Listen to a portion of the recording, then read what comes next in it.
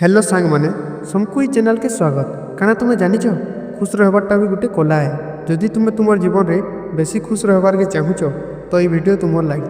आज मुझे तुमके 5टा सहज उपाय कहमी जेनटा कि तुमके भितर खुश रहबार के साहाय्य करवा। तो बिना लेट करी चलो जन्म।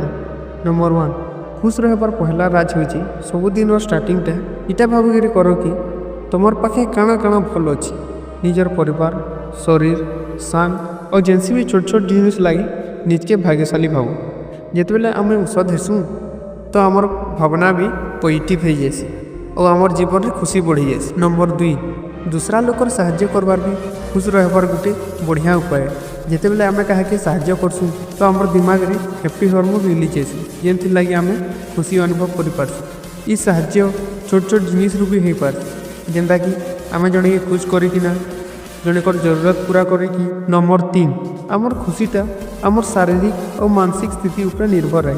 सबुदिन व्यायाम करो ध्यान करो और भल खाना पीना करो। एक्सरसाइज करवार द्वारा आमर शरीर में एंडोर्फिन नार गोटे हार्मोन रिलीज हेसी जेनटा कि आमको भीतर खुश रखी। नंबर 4 बड़भागी टाइम आम आमर अतीतर कथा भावसु ना तो आमर भविष्य चिंतार हजि जाए।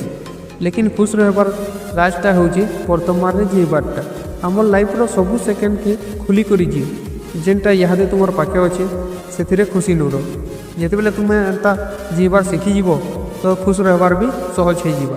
नंबर 5 सबुनु जरूरी कथा निजके निजर बनो और प्यार करो। सबू लोकर भल गुण और खराब गुण थीसी निजके अलग कहार संगे कंपेयर नहीं करो। निजर भूल शिख जिते तुम्हें निजके प्यार करवार शिखिज तो ये दुनिया भी तुमको और बेसी पसंद करवार के लगवा।